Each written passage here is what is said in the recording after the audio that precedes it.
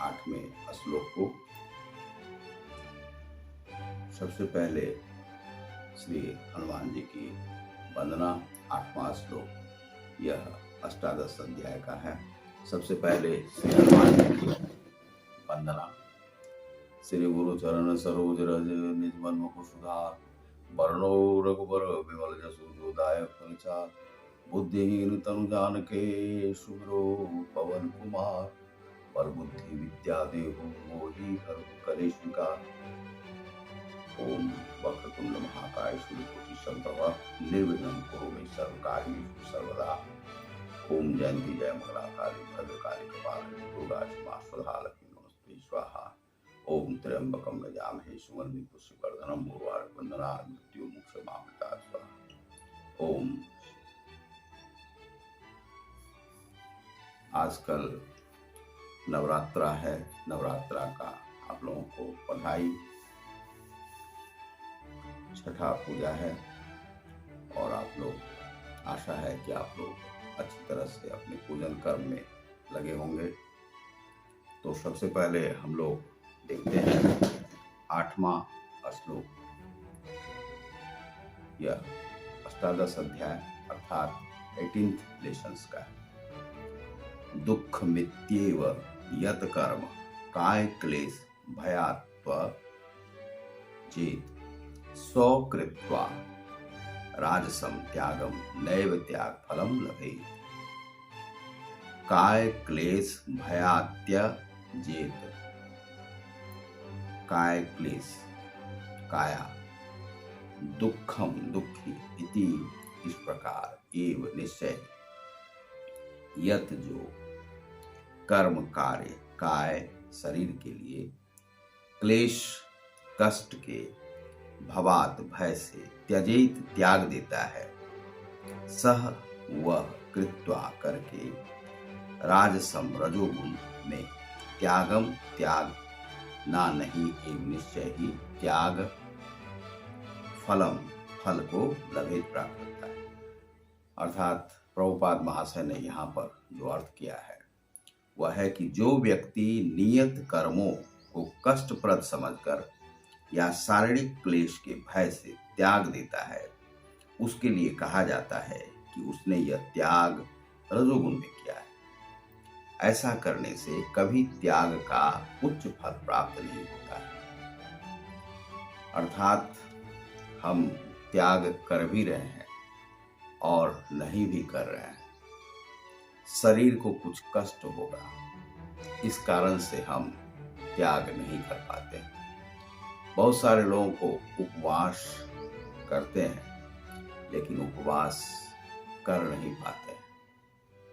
करना सोचते हैं कि करेंगे, क्रिया योग करना चाहते हैं कि करेंगे योग, तो योग के लिए जो नियम है वह नियम यदि आप फॉलो नहीं कर पाते हैं तो योग में मान लीजिए कि आपको कुछ कष्ट होता है तो आप उस योग को नहीं कर पाते। मान लीजिए कि उसके लिए थोड़ी देर आपको भूखा रहना पड़ेगा।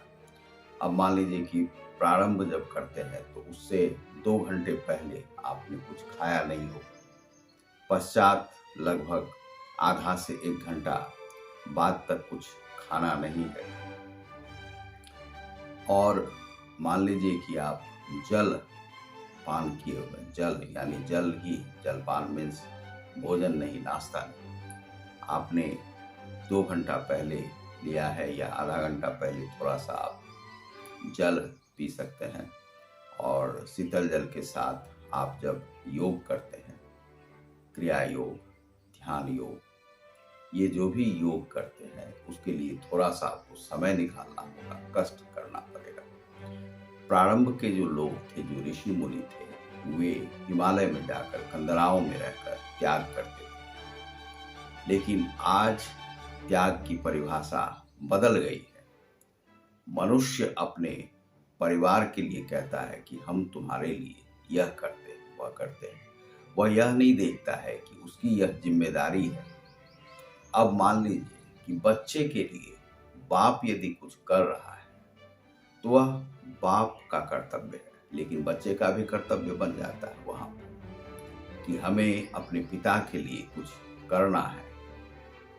पिता हमारे भूखे हैं और आप बच्चे हैं और आपकी पत्नी है, उसके भी बच्चे हैं, और वह यदि भोजन अपने पिता को नहीं करवा पाता, ध्यान नहीं रख पाता वृद्धावस्था में, तो यह त्याग तो कहीं से भी नहीं। तो आप कष्ट के लिए, थोड़ा सा कष्ट होता है, उसके लिए आप पिता को भोजन नहीं दे पाते, कमाना पड़ता है, उसमें भी कष्ट करना पड़ता है।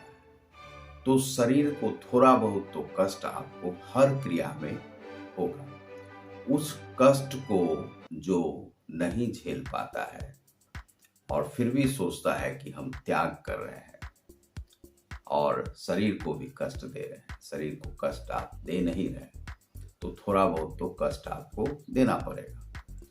तभी आप त्याग, क्रिया योग और योग कर सकते हैं, ध्यान योग कर सकते हैं, ईश्वर के पास आप जाकर के बैठ सकते हैं। तो यहाँ पर श्री कृष्ण महाशय ने कहा है, श्री कृष्ण जी ने क्या कहा है कि जो व्यक्ति नियत कर्मों को कष्टप्रद समझकर, जो नियत कर्म है आपका, उसको भी कष्टप्रद समझकर आप नहीं करते। शारीरिक क्लेश के भय से शरीर में कुछ कष्ट होगा, उस कारण से आप सुबह नहीं उठ पाते हैं, प्रातः काल नहीं उठ पाते हैं।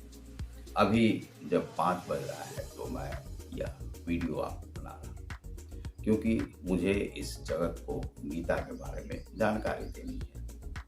अब कौन क्या फैलाता है, कम्युनिटी बनती है नहीं बनती है, कुछ हमें फॉलो करते हैं नहीं करते, उससे हमें कोई लेना देना नहीं। हमें जो कार्य करना है वह करना है, आप लें नहीं लें, तो मुझे देना है। तो यह मैंने कर्म बना लिया, क्रिया योग पर भी मैं दूंगा।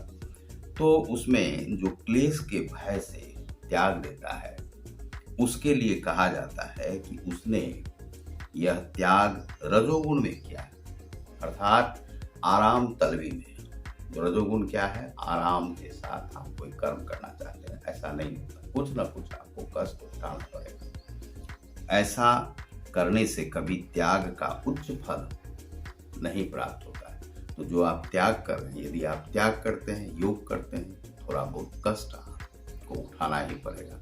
कंदराओं में नहीं जा सकते हैं, हिमालय में नहीं जा सकते, जंगलों में नहीं जा सकते हैं, तो अपने घर पर रह करके सुबह में प्रातः काल नित्य क्रिया से निवृत्त होकर के ईश्वर के पास बैठिए, ईश्वर पर ध्यान में रहिए, ईश्वर को भजिए।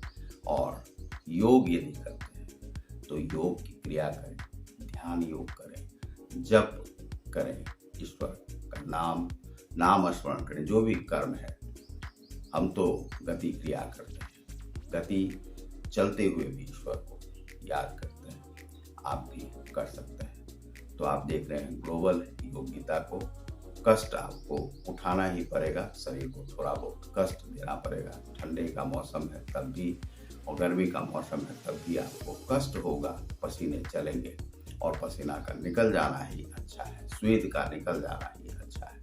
तो आप देख रहे हैं ग्लोबल योग गीता को। बहुत बहुत धन्यवाद, नमस्कार।